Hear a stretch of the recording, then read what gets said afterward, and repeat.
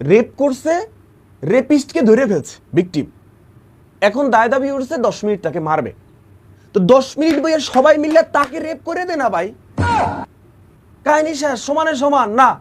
আমরা 10 মিনিট মারবো বাইরে, ভাই পুলিশ মানে না, সেনাবাহিনী মানে না, সেনাবাহিনীর মুখ থেকে কথা কাইরে নিয়ে তারপর সেনাবাহিনীকে বলতে প্লিজ বলেন।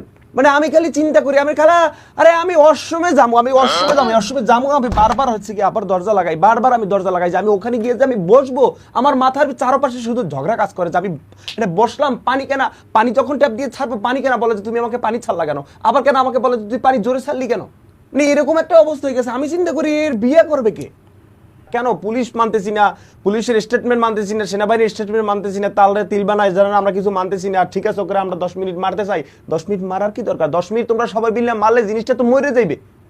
10 মিনিট না মারে যখন রেপিস্টকে তোমরা ধরছো, সবাই মিলে সহবাস করে দাও না, কাহিনী খালাস, শেষ, ইতিহাস।